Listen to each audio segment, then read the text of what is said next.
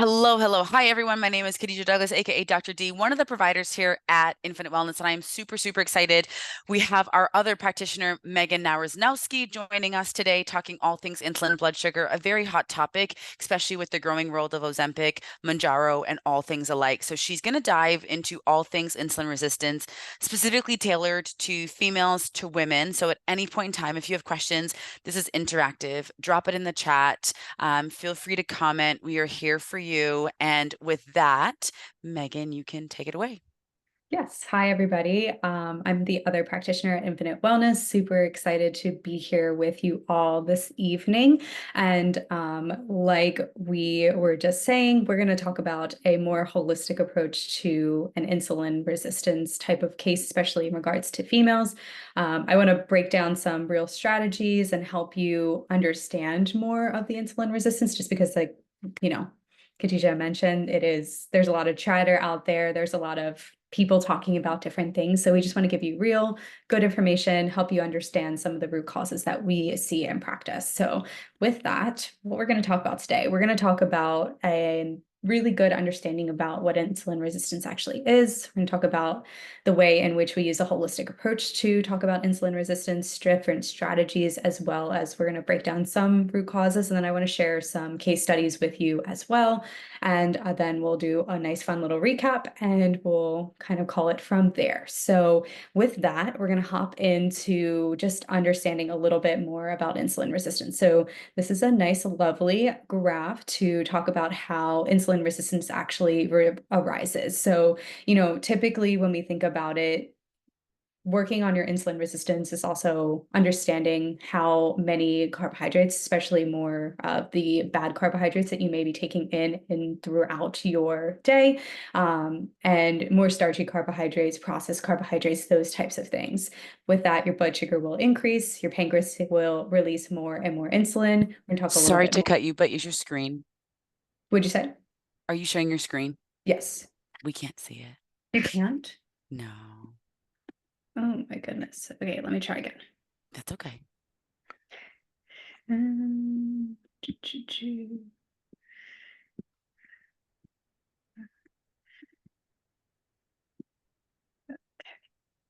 Let's see if this will work.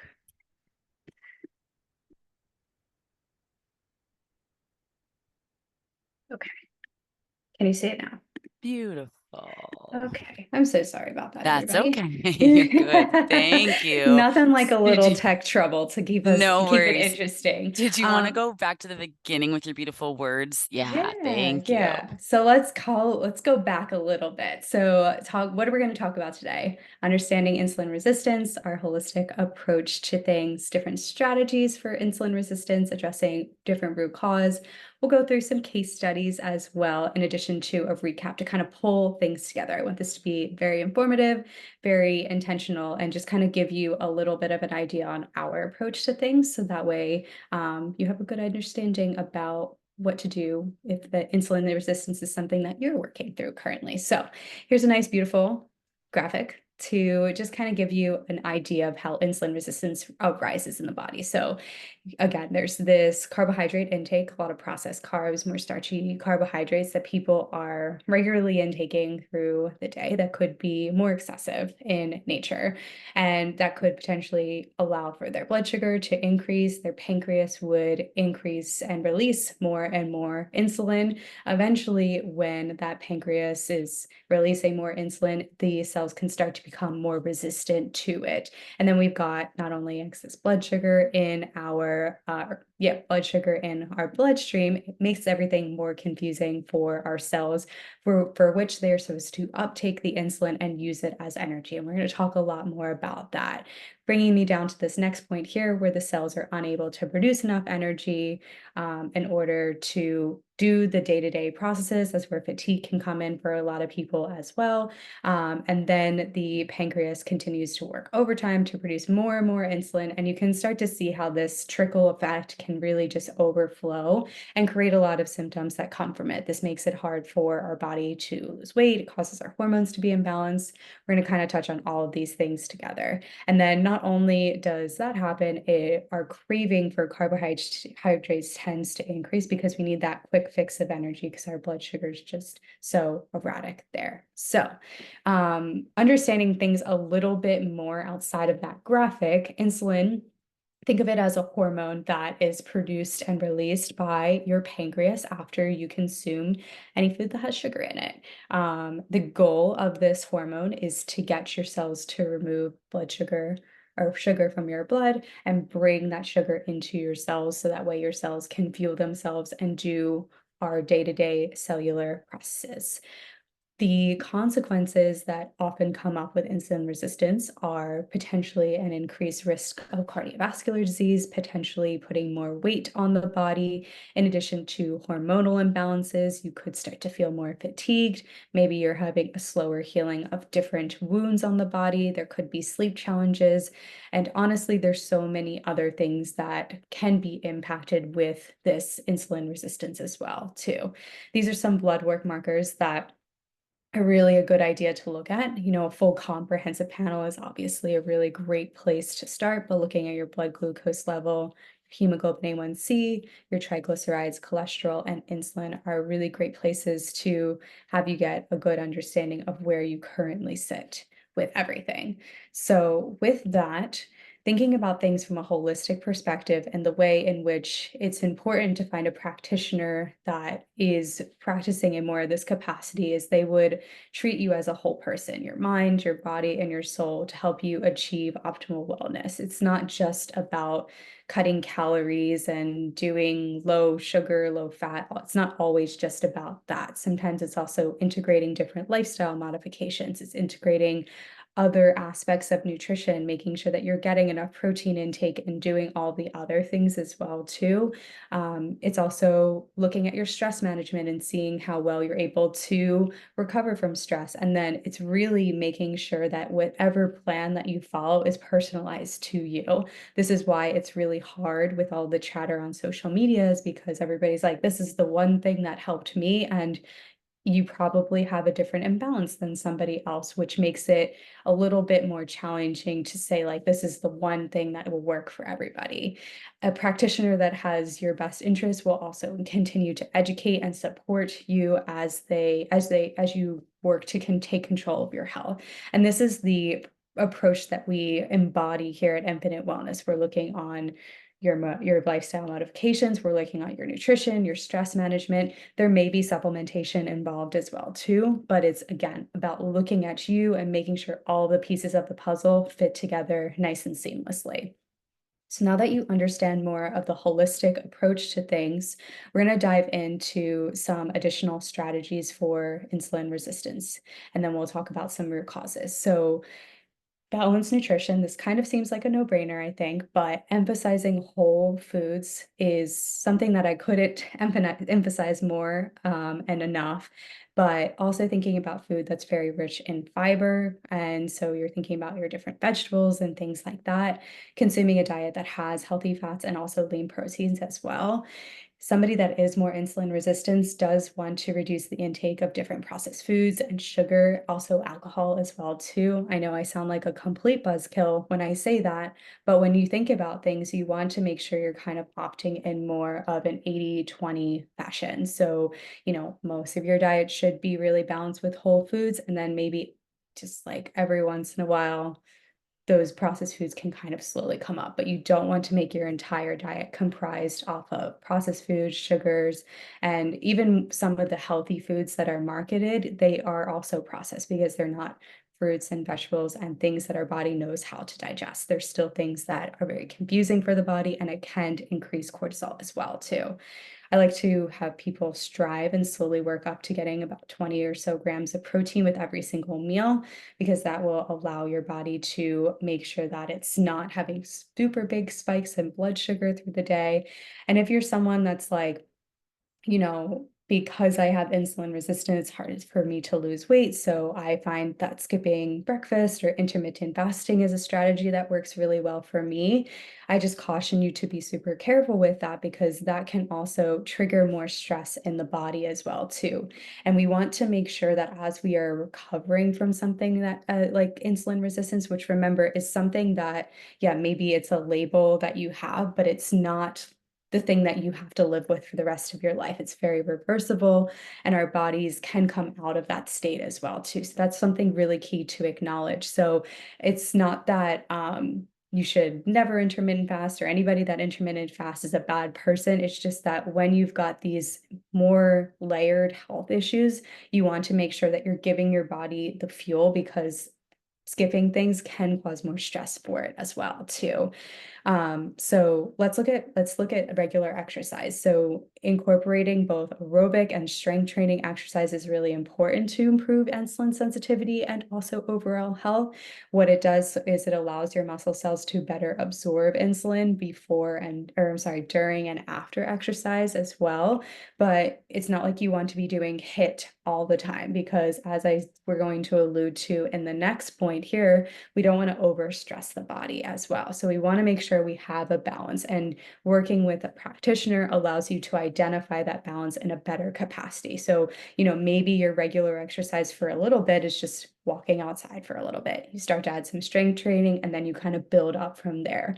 And there's no rush there shouldn't be any rush or any pressure on you to do things in a very quick way because your body is working on healing itself as well too. So like I said, another really good strategy for insulin resistance and thinking about insulin resistance is managing your stress. So thinking about relaxation techniques, mindfulness, but also even more importantly is getting adequate sleep to reduce stress hormones that could potentially contribute to insulin resistance. So we're big advocates on finding a self-care plan that works well for you. So that looks different for everybody. Everybody has different hobbies, but working and finding those different ways to relax through the day, after the day, before the day even starts, allows you to really be in a mindset to tell your body that it doesn't have to be stressed 24/7 as well too, and that makes it easier for resistance to not be as evident for people. So, when we're thinking about root causes of things, this is kind of the meat of a lot of this presentation here that I think might be super interesting for many of you. So, first we've got inflammation. So, we wanna make sure we're identifying what that inflammation could be, and I recognize inflammation is such a broad term, so we're gonna break it down in just a couple minutes, but we wanna reduce those sources through potentially diet, through our stress reduction, and then potentially maybe targeted supplements if we find that we're deficient in certain things that are causing that inflammation. Something that is also another root cause that I like to look at for many people is their gut health. A lot of people aren't going to the bathroom. Maybe they have a gut microbiome that is very dysbiotic. So making sure that you're optimizing your gut bacteria with different probiotics and also good quality dietary fiber can support your metabolic health as well too. And the importance of supporting it with good dietary fiber allows for you to produce more short chain fatty acids, these SCFAs right here, which are very anti-inflammatory in nature, and their purpose is to modulate cellular processes that are involved in glucose metabolism, which is sort of just a fancy way in helping your body carry out that so that you can break down glucose in a proper and efficient way. And going back to hormones, especially from a female perspective and kind of tying it into our hormones, a lot of times we can see that hormone imbalances can be a particularly big trigger and cause of insulin resistance. So we want to make sure we're looking at balancing our hormones through lifestyle, through different nutritional support, and if necessary, also supplementation as well too. And when we're thinking about hormones, we're going to talk about this in just a second a little bit more, but we also want to really think about progesterone as well too, and our balance of progesterone to estrogen and also testosterone as well. Think of progesterone as the calming hormone, especially from a female side. And it has the ability to be really nice in making sure insulin resistance isn't something that we are continually trying to have all the time. So if we've got an imbalance of estrogen and progesterone is super low and our estrogen is on the higher end of everything, it makes us more likely to have those insulin resistant type um, symptoms. So what are some causes of inflammation that are important to just sort of call out here just to open your eyes? So there's different triggers, like external triggers that could be maybe different pathogens that you have in the body. So this could be an imbalance of bacteria or different viruses potentially. Maybe it is other microorganisms that are invading your body and also triggering an immune-based response as well as inflammation. Potentially, maybe you've gotten an injury, or maybe you're someone that's exposed to a lot of different toxins. And I mean, many of us are, unfortunately. There's environmental toxins in the air that we breathe, in the water that we drink.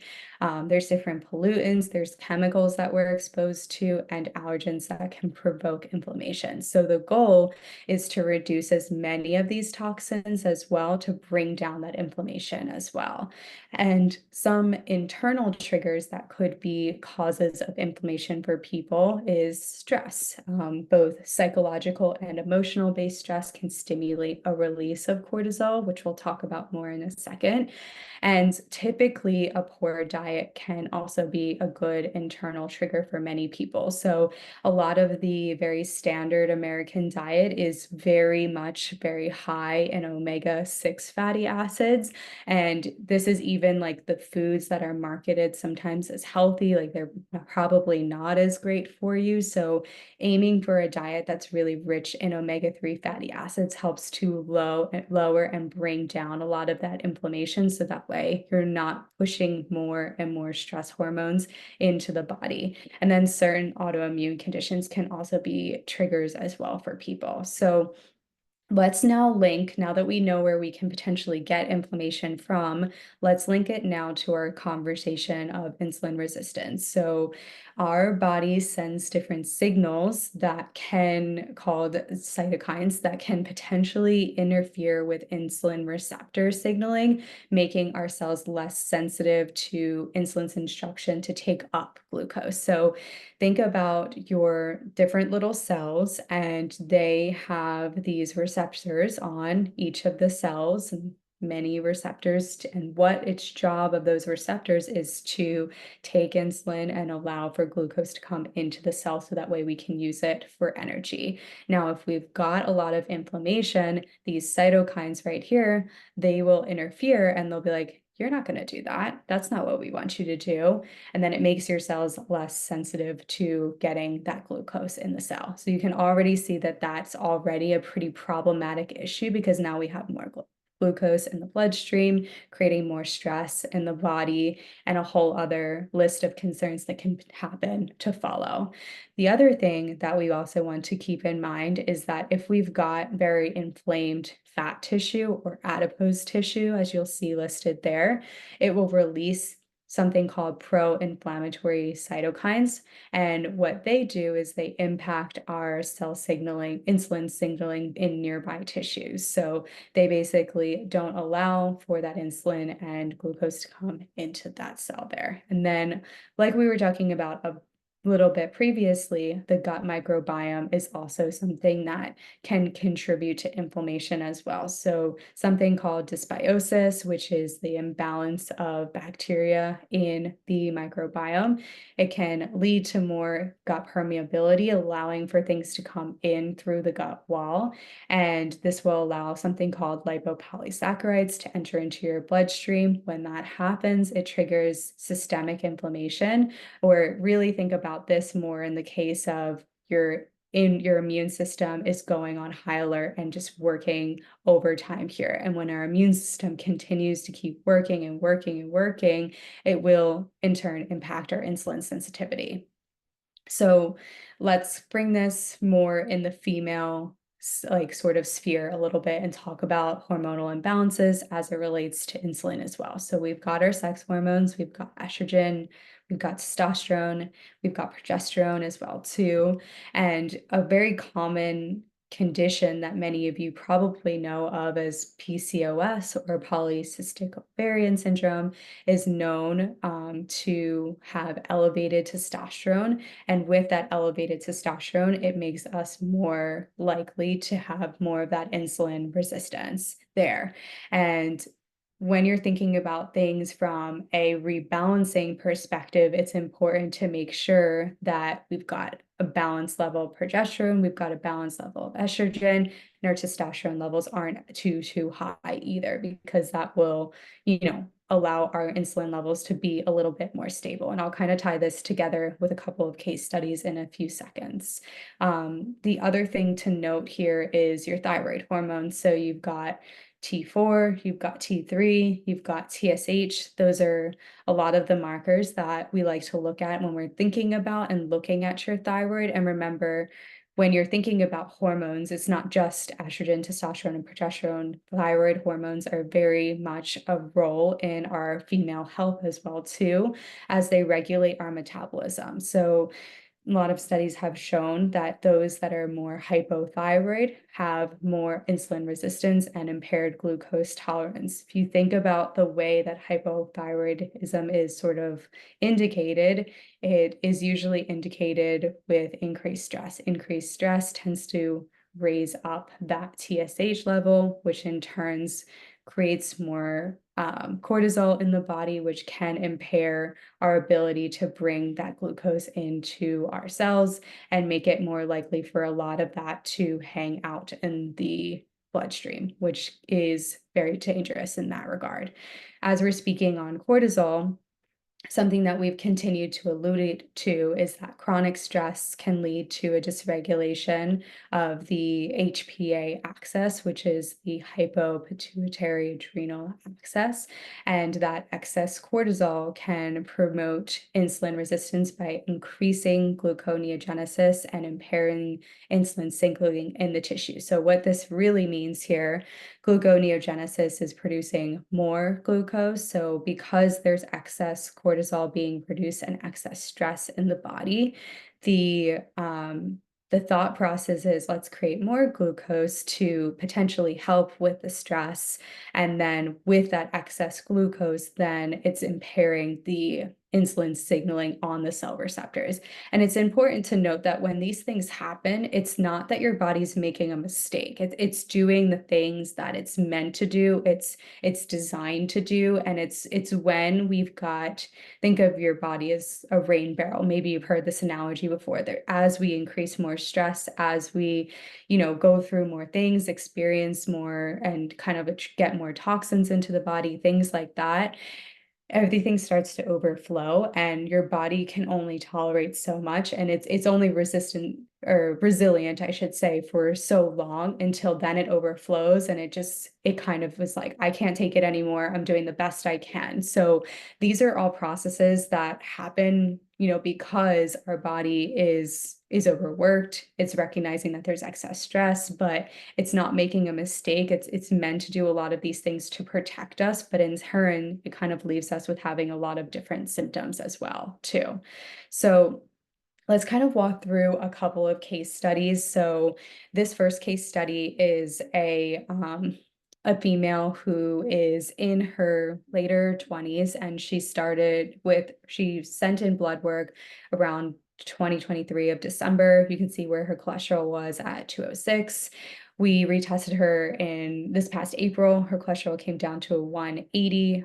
Glucose was at a 93, now at a 85.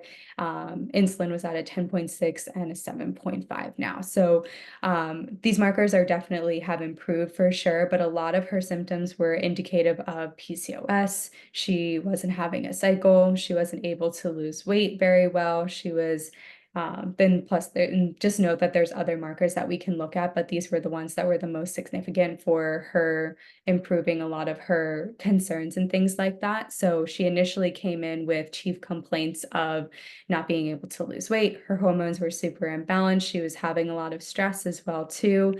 And in April, after we worked on her diet pretty regularly, we swapped out a lot of processed foods. We reduced her alcohol intake very greatly and also incorporated some supplementation. She was able to see a very beautiful transformation for things. And so she still has some symptoms to work on, or some things that she needs to work on.